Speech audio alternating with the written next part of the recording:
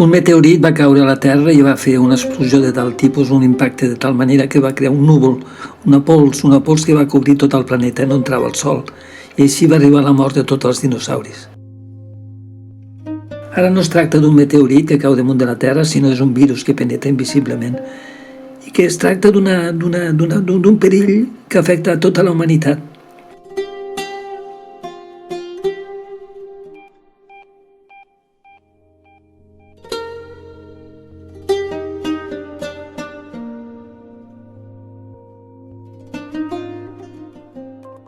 De fet, és un virus democràtic, no? Afecta a tothom, a reis i plebeios, a rics i pobres.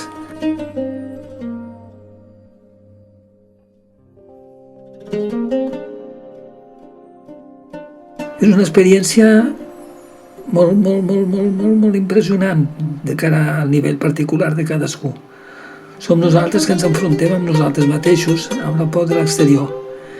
I els dos nivells de percepció, els dos nivells de percepció que podem dur a terme és el nivell exterior i el nivell interior. El nivell exterior és sempre molt relatiu, no? I, en canvi, el nivell interior ens conta més les veritats, ens fa sentir les pors.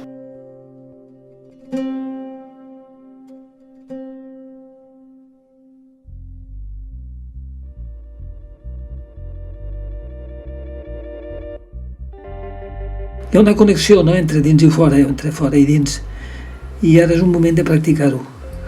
Cadascú practica a la seva manera, no necessita un entorn exterior festiu, alegre, un altre es retira amb la música més contemplativa, no?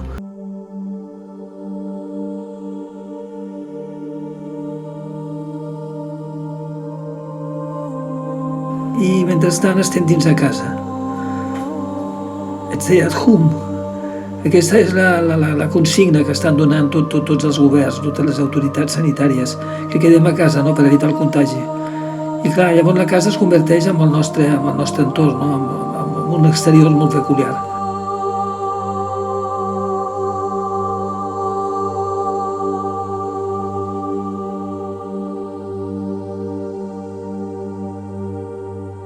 Molt peculiar perquè coneixem i desconeixem a la vegada, no?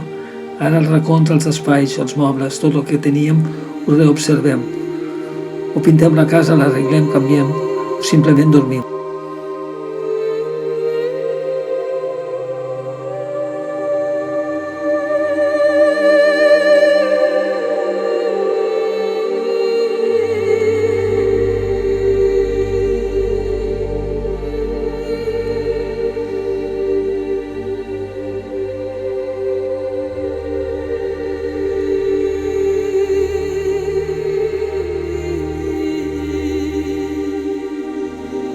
Quan dorms la ment està en estat millor, més elevat, sembla estrany però és així, perquè no ens alteren les percepcions, les il·lusions, la ment d'alguna manera està més lliure.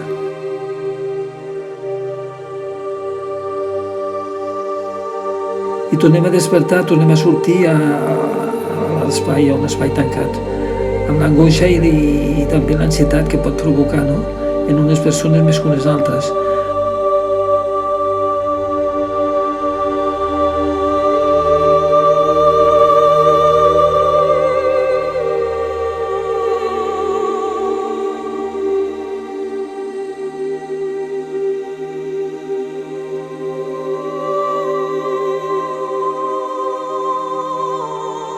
Anem a pensar en els dinosauris. Quina potència pot tenir un meteorit, no? I quina potència té aquest virus. És un malparit, perquè a més si pensem que ha estat una cosa feta pels laboratoris, no? I aquí tenim dues possibilitats, no? Entendre-ho com una experiència que hem de viure de la manera més sàvia possible o desesperar-nos. Evidentment és millor la primera solució.